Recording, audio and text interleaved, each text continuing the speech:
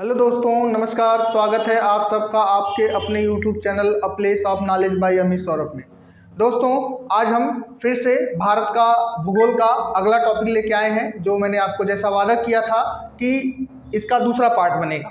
दूसरी भारत के भौतिक स्वरूप का हिमालय का विभाजन और हिमालय के विभाजन में आज हम लोग पढ़ेंगे ट्रांस हिमालय। दोस्तों, मैं आपको याद दिला देना चाहता हूं कि हम लोगों ने पिछली वीडियो में हम लोगों ने हिमालय के बारे में पढ़ा, हिमालय की उत्पत्ति कैसे हुई और हिमालय की कौन कौन सी श्रृंखलाएं हैं, इन सब के बारे में पढ़ा। तो आज हम उसी हिमालय के विभाजन में हम अगले पार्ट में चलते हैं, जिसमें हमने आपको बताया था कि हिमालय की कितनी श्रेणियां हैं। तो जिसमें आपको मैंने कई 3-4 श्रेणियों को नाम बताया था। तो आइए हम सबसे पहले स्टार्टिंग करते हैं कि जो हिमालय का पार्ट है, हिमालय के पार्ट में पहला आते हैं ट्रांस हिमालय। आइए दोस्तों, हम ट्रांस हिमालय को समझते हैं। ट्रांस हिमालय क्या होता है और यह हिमालय के कौन से पार्ट में आता है। तो एक चीज़ ध्यान रखिएगा आप, हिमालय की अगर हम लोग बात करेंगे, अगर हम लोग भारत के मैप में देखें तो भारत के सबसे उत्तरी हिस्सा, सबसे उत्तर में जो पाया जाता है वह ट्रांस हिमालय पाया जाता है, सबसे ऊपर पाया जाता है। और ट्रांस हिमालय एक ऐसा हिमालय है जहाँ पर प्लांट की मात्रा बहुत कम पाई जाती है, वनस्पतियों की मात्रा बहुत कम होती है। तो आइए हम लोग यहाँ देखते हैं, इसको समझते हैं। तो देखिए, इस ट्रांस हिमालय में 4 श्रेणियाँ पाई जाती है। कौन कौन सी श्रेणियाँ पाई जाती है इसको हम लोग समझ लेते हैं। तो सबसे पहले नंबर पर यहाँ जो श्रेणी है इसको हम लोग कहते हैं काराकोरम श्रेणी। कौन सी श्रेणी है भैया? काराकोरम श्रेणी। दूसरे नंबर पर जो श्रेणी है इसको हम लोग कहते हैं लद्दाख श्रेणी। तीसरे नंबर पर जो श्रेणी है इसको हम लोग कहते हैं जास्कर श्रेणी। और चौथे नंबर पर जो श्रेणी है उसको हम लोग क्या कहते हैं? पीर पंजाल श्रेणी। तो हिमालय के विभाजन में 4 श्रेणियां आती हैं। आइए हम इस श्रेणियों को कुछ पॉइंट में समझते हैं। तो सबसे नंबर 1 पॉइंट जो है आपकी, इसको हम लोग समझने के लिए देखते हैं इस पॉइंट को कि भारत की सबसे ऊंची चोटी, भारत की सबसे ऊंची चोटी K2। अब K2 के बारे में भी बहुत सारे लोग कंफ्यूज रहते हैं कि इसको K2 क्यों कहते हैं। तो K2 में अगर आप यहाँ ध्यान से देखेंगे, जो श्रेणी है इसका नाम है कारा और कोरम। कारा और कोरम, तो एक के यहाँ से ले लिए, एक के यहाँ से ले लिए, तो ये दोनों मिला करके इसको हम लोग क्या बना दिए? K2 बना दिए। अब इसको दूसरे नाम से जानते हैं, इसको हम लोग गाडविन आइंस्टीन भी कहते हैं। इसकी ऊंचाई जो है 8611 मीटर है, जो काराकोरम श्रेणी में, जो काराकोरम श्रेणी में क्या है? स्थित है। मतलब फिर से समझिए, भारत की सबसे ऊंची चोटी K2, जिसे हम लोग गाडविन आइंस्टीन भी कहते हैं, जिसकी ऊंचाई 8611 मीटर है, यह काराकोरम श्रेणी में स्थित है। दूसरी पॉइंट यह है कि माउंट राकापोसी, माउंट राकापोसी लद्दाख श्रेणी, ये जो श्रेणी दूसरी श्रेणी मैंने आपको बताई है लद्दाख श्रेणी, इस श्रेणी की सर्वोच्च चोटी है, सबसे ऊंची चोटी इस श्रेणी की है। और यह विश्व की सबसे अधिक तीव्र ढाल वाली चोटी है। यह विश्व की सबसे अधिक तीव्र ढाल वाली चोटी है। हम अब अगले पॉइंट समझते हैं। अगला पॉइंट जो है काराकोरम श्रेणी, जो काराकोरम श्रेणी है ये, इसको एशिया का रीढ़ कहा जाता है। रीढ़ अर्थात बैकबोन, एशिया का इसे हम लोग किस नाम से जानते हैं? रीढ़ के नाम से जानते हैं। नेक्स्ट पॉइंट में है कि विश्व का सबसे ऊंचा युद्ध क्षेत्र, विश्व का सबसे ऊंचा युद्ध क्षेत्र भारत में है, जिसको हम लोग सियाचिन ग्लेशियर के नाम से जानते हैं, जो ट्रांस हिमालय में स्थित है। ट्रांस हिमालय के सियाचिन में विश्व का सबसे ऊंचा क्या है? युद्ध क्षेत्र है।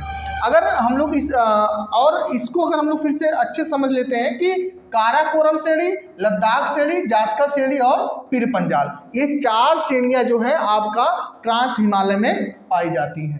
आइए हम अगले टॉपिक की तरफ चलते हैं। अगला टॉपिक है महान हिमालय, जो हिमालय का दूसरा खंड है, महान हिमालय। इसको हम लोग दूसरे नाम से जानते हैं, जिसको हम लोग सर्वोच्च हिमालय भी कहते हैं, इसको सर्वोच्च हिमालय भी कहते हैं, और इसको हिमाद्री भी कहा जाता है, या इसको बृहद हिमालय भी कहा जाता है। तो आइए हम इसको थोड़ा सा मैप में समझ लेते हैं। तो देखिए, मैप में इधर मैंने जो ये डॉटेड लाइन बनाई है, ये आपका मैंने ट्रांस हिमालय के बारे में बताया, जैसा आपने देखा। और अब ये जो हिस्सा है इसी को हम लोग क्या कहते हैं? इसको मैंने जो शो किया है इसी को हम लोग क्या किस नाम से जानते हैं मैप में? महान हिमालय के नाम से जानते हैं। तो आइए इसको हम लोग समझते हैं। तो महान हिमालय जो है, महान हिमालय कश्मीर में नंगा पर्वत, जो कश्मीर में है नंगा पर्वत से, और इधर में और कहाँ तक भाई? अरुणाचल प्रदेश में नामचा बरवा, नामचा पर्वत एक पर्वत श्रेणी, पर्वत चोटी, वहाँ तक ये क्या है? फैला हुआ है। कश्मीर में नंगा पर्वत से लेकर अरुणाचल प्रदेश में नमचा बरवा तक फैला हुआ है। और इसकी चौड़ाई की अगर हम लोग बात करते हैं, इसकी चौड़ाई की बात करते हैं, तो यहाँ से यहाँ तक की जो चौड़ाई है, ये लमसम जो चौड़ाई पाई जाती है लगभग 25 किलोमीटर, इसकी चौड़ाई जो पाई जाती है 25 किलोमीटर चौड़ाई पाई जाती है। और इसकी लंबाई की अगर हम लोग बात करते हैं, तो लंबाई लगभग यहाँ से यहाँ तक की जो लंबाई है, इसको हम लोग 2500 किलोमीटर कहते हैं। और उसके बाद इसकी औसत ऊंचाई की बात करते हैं, जो माउंटेन्स है, इसकी जो औसत हाइट है, ये लगभग 6100 मीटर है, 6100 मीटर है। अब आते हैं आगे अगली पॉइंट में। तो हिमालय की सर्वोच्च श्रेणियाँ, जितनी बड़ी बड़ी ऊंची, सबसे ऊंची चोटियाँ, विश्व की ऊंची चोटियाँ जो ज़्यादा से ज़्यादा जो पाई जाती हैं, वो सब कहाँ पे पाई जाती हैं? इसी महान हिमालय में पाई जाती हैं। एग्जाम्पल के लिए आप समझ सकते हैं कि माउंट एवरेस्ट जो है, आप जानते हैं कि विश्व का सबसे ऊंची चोटी माउंट एवरेस्ट, जिसकी ऊंचाई लगभग 8848.86 मीटर है, 8848.86 मीटर है। और यह विश्व की क्या है? सबसे ऊंची चोटी है, और जो नेपाल में स्थित है। और इसे तिब्बत यानी चीन, और चीन में या तिब्बत में इसे हम लोग किस नाम से जानते हैं? चोमोलुंगमा। नाम थोड़ा सा अलग है, चोमोलुंगमा के नाम से जानते हैं। और नेपाल में अगर हम लोग बात करेंगे माउंट एवरेस्ट को, तो नेपाल में इसे हम लोग किस नाम से जानते हैं? सागर माथा के नाम से जानते हैं। हम महान हिमालय की कुछ प्रमुख चोटियां हैं, उनके बारे में हम लोग समझ लेते हैं, जिसमें है नंबर 1 पर आती है माउंट एवरेस्ट, जिसकी ऊंचाई 8848 मीटर है, और ये कहाँ पर है? नेपाल में स्थित है। और दूसरे नंबर पे आती है कंचनजंगा, इसकी ऊंचाई जो है 8598 मीटर है, ये कहाँ पर है? भारत में है। उसके बाद तीसरे नंबर पे, हाँ एक चीज़ और ध्यान रखिएगा, अगर विश्व की सबसे ऊंची चोटियों की बात किया जाता है, तो पहले नंबर पे माउंट एवरेस्ट आएगी, और दूसरे नंबर पर जो आएगी वो आएगी K2, जो जिसकी बारे में हुई हम लोगों को बात किया था। तो एक चीज़ ध्यान रखिएगा कि अभी मैं जो बात कर रहा हूँ, इसमें जितनी चोटियाँ हैं ये सब महान हिमालय की, और K2 जो है आपका ट्रांस हिमालय की चोटी है, ये अंतर है, आप ये समझ लीजिएगा। अगर विश्व की लिस्टेड बात आती है, तो पहले नंबर पे जो आता है माउंट एवरेस्ट आता है, और दूसरे नंबर पर K2 आता है, और तीसरे नंबर फिर कंचनजंगा आती है। अब हम लोग बात करते हैं कंचनजंगा की। कंचनजंगा जिसकी ऊंचाई 8598 मीटर है, और ये कहाँ पर स्थित है? भारत में है। अब एक क्वेश्चन बहुत बार पूछा जाता है, और बहुत कन्फ्यूजन वर्ड पूछा जाता है। आपसे अगर पूछा जाता है कि भारत की सबसे ऊंची चोटी कौन सी है, तो कहते हैं भैया हम लोग K2 है। लेकिन अगर आपसे क्वेश्चन पूछ दिया जाता है कि महान हिमालय की सबसे ऊंची चोटी कौन है भारत की, तो हम लोग क्या कहेंगे? कंचनजंगा कहेंगे। ये कंफ्यूजन रहता है, इसको आप ध्यान रखिएगा। नेक्स्ट चोटी का नाम है मकालू, और मकालू की ऊंचाई जो है 8481 मीटर है, और ये कहाँ पर स्थित है? नेपाल में स्थित है। आइए हम लोग नेक्स्ट देखते हैं। चौथे नंबर पे चोटी है धौलागिरी। धौलागिरी की ऊंचाई जो है 8172 मीटर है, और ये कहाँ पर है? नेपाल में है। आगे है 5वें नंबर पर नंगा पर्वत, इसकी ऊंचाई जो है 8126 मीटर है, ये कहाँ पर है? आपके भारत में है। अब आते हैं 6वें नंबर पर अन्नपूर्णा। अन्नपूर्णा जो चोटी है, इसकी ऊंचाई जो है 8078 मीटर है, इसकी ऊंचाई जो है 8078 मीटर है, और ये कहाँ पर है? नेपाल में है। अब उसके बाद आती है नंदा देवी। नंदा देवी चोटी जो है, जिसकी ऊंचाई 7117 मीटर है, और ये कहाँ पर है? भारत में है। इस तरीके से बहुत सारी चोटियाँ जो भारत में स्थित है, और भारत के और अदर क्षेत्र में स्थित है, जो महान हिमालय क्षेत्र में आती हैं। अब हिमालय के अगले खंड के बारे में समझते हैं। अगला खंड है मध्य हिमालय, लघु हिमालय, जिसे मध्य हिमालय या लघु हिमालय कहा जाता है। अब इसके बारे में अगर हम लोग मैप में समझते हैं, तो जो आपका महान हिमालय है, जैसे आपका ट्रांस हिमालय हो गया, या आपका महान हिमालय हो गया, जस्ट इसी महान हिमालय के नीचे जो है आपका लघु हिमालय स्थित है। अगर हम लोग बात करते हैं पॉइंट की, तो पहला पॉइंट इसमें है कि महान हिमालय के दक्षिण में स्थित है। जो मध्य हिमालय है या महान हिमालय की साइड में, दक्षिण साइड में क्या है? स्थित है। इसकी चौड़ाई की अगर हम लोग बात करेंगे, इसकी चौड़ाई की अगर हम लोग बात करें, तो लगभग 80 किलोमीटर से लेकर के 100 किलोमीटर तक क्या है? इसकी चौड़ाई है। और इसकी ऊंचाई की बात करते हैं, अगर इसकी ऊंचाई की बात करते हैं, तो इसकी ऊंचाई लगभग 1800 से लेकर के 3000 मीटर तक की इसकी क्या होती है? ऊंचाई होती है। अब इसमें कुछ प्रमुख श्रेणियां पाई जाती हैं। तो अगर देखा जाता है तो पीर पंजाल, धौलाधर, महाभारत, और भी कई ऐसी श्रेणी है, महाभारत। मध्य हिमालय की क्या है, प्रमुख चोटियां हैं जो मध्य हिमालय में पाई जाती हैं। अब अगला पॉइंट है कि इस श्रेणी में धर्मशाला, डलहौजी नगर, शिमला, मसूरी, रानीखेत, नैनीताल, अल्मोड़ा।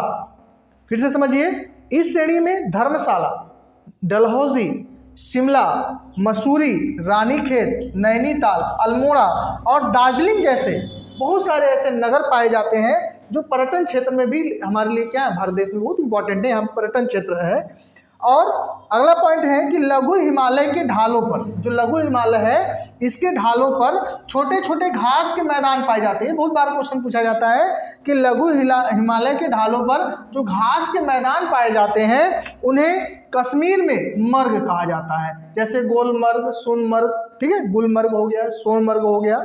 और इसे उत्तराखंड में, अगर उत्तराखंड राज्य में आप पहुंचते हैं तो इसे हम लोग बुग्याल या प्यार के नाम से जानते हैं। आइए अब हम समझते हैं शिवालिक श्रेणी के बारे में। हिमालय की आखिरी श्रेणी है शिवालिक श्रेणी, जिसे हम लोग उप हिमालय भी कहा जाता है। और यह, इसको मतलब मैप में समझें तो हिमालय का, जैसे इसमें ट्रांस हिमालय, महान हिमालय और बीच में अभी आपने जस्ट पढ़ा है आपका मध्य हिमालय, उसके जस्ट नीचे यह जो हिस्सा है इसी को हम लोग किस नाम से जानते हैं, शिवालिक श्रेणी के नाम से जानते हैं। और यह हिमालय के, अगर हम लोग इसको पॉइंट में समझते हैं तो ये हिमालय की सबसे नवीनतम श्रेणी है। मतलब कि हिमालय जब बना तो सबसे लास्ट में जो बना है वह कौन सा हिमालय बना है, शिवालिक श्रेणी बनी है, शिवालिक हिमालय बना है। अगर इसकी चौड़ाई की बात किया जाए तो इसकी चौड़ाई 10 से लेकर के 50 किलोमीटर तक है। और इसकी ऊंचाई की बात किया जाए तो 900 से लेकर के 1200 मीटर की क्या है, इसकी ऊंचाई है। शिवालिक जो श्रेणी है इसको जम्मू में जम्मू पहाड़ियाँ के नाम से जाना जाता है। और तथा अरुणाचल प्रदेश में शिवालिक श्रेणी को हम लोग किस नाम से जाना जाता है, डाफला, मिसमी, आबोर इत्यादि नामों से क्या किया जाता है, इसको जाना जाता है। आइए नेक्स्ट पॉइंट में समझते हैं, जो लघु हिमालय है और शिवालिक हिमालय है, मतलब लघु हिमालय और शिवालिक हिमालय के बीच में कई सारी क्या होती है, घाटियां पाई जाती हैं, जिन्हें पूर्व में द्वार कहा जाता है, जैसे हरिद्वार, कोटद्वार इत्यादि। और पश्चिम में इसे हम लोग किस नाम से जानते हैं, दूर द्वार का मतलब, अब उत्तराखंड की साइड में चले जाएंगे तो हरिद्वार, कोटद्वार है। और उत्तराखंड के पश्चिम साइड में अगर आप चले जाएंगे तो यहाँ पे जैसे दून, जैसे आपका देहरादून हो गया, पाटलिदून हो गया इत्यादि हो गया। दोस्तों आइए हम समझते हैं अब नदी घाटी के आधार पर, जो नदियाँ हैं उसके घाटी के आधार पर हिमालय का वर्गीकरण क्या है। तो देखिए, हमारे भारत में कुछ नदियाँ हैं, जैसे आपका सिंधु नदी है, सतलज नदी है, काली नदी है, ब्रह्मपुत्र है, तीस्ता है, और इधर में आपका ब्रह्मपुत्र का इधर हिस्सा जो है। तो इस तरह से कुछ नदियां हैं, उस नदियों के बीच का जो हिस्सा है उसको हम लोग नदी घाटी के आधार पर वर्गीकरण किया गया है। तो सबसे नंबर पर अगर हम लोग पहले बात किया जाए पंजाब हिमालय की, सबसे पहला जो हिमालय है पंजाब हिमालय, जिसकी लंबाई चौड़ाई की बात किया जाए तो 560 किलोमीटर लगभग चौड़ाई है। और यह सिंधु नदी, यहाँ पर सिंधु नदी से लेकर के सतलज नदी तक, सिंधु नदी से सतलज नदी के बीच का हिस्सा जो ये है, इसी को हम लोग किस नाम से जानते हैं, पंजाब हिमालय। और इसकी चौड़ाई लगभग कितनी है, 560 किलोमीटर। दूसरे नंबर पे आते हैं, इधर में सतलज नदी और इधर में काली नदी। सतलज नदी और काली नदी के बीच का जो हिस्सा है इसको हम लोग किस नाम से जानते हैं, कुमायूं हिमालय के नाम से जानते हैं। और इसकी जो चौड़ाई है ये लगभग कितनी है, 320 किलोमीटर है। आगे आते हैं काली नदी और तीस्ता नदी। काली नदी और तीस्ता नदी के बीच का जो हिस्सा है इसको हम लोग किस नाम से जानते हैं, नेपाल हिमालय के नाम से जानते हैं। और इसकी चौड़ाई लगभग कितनी है, 800 किलोमीटर है। अब इसके बाद यहाँ पर तीस्ता नदी से लेकर के और इधर में आपकी ब्रह्मपुत्र नदी जो भारत में प्रवेश की है, इसके बीच का जो हिस्सा है इसको हम लोग किस नाम से जानते हैं, असम हिमालय के नाम से जानते हैं। इसकी लंबाई जो है लगभग 720 किलोमीटर। तो इस तरीके से हम लोग नदी घाटी के आधार पर पंजाब हिमालय, कुमायूं हिमालय, उसके बाद आपका नेपाल हिमालय और असम हिमालय के नाम से हम लोग इसको वर्गीकृत करते हैं। दोस्तों इस वीडियो में हमने हिमालय का विभाजन पढ़ा और आशा करते हैं कि आपको ये वीडियो समझ में आया होगा। इस तरह की वीडियो के लिए आप हमारे चैनल को लाइक करें, शेयर करें और सब्सक्राइब करें। Thank you.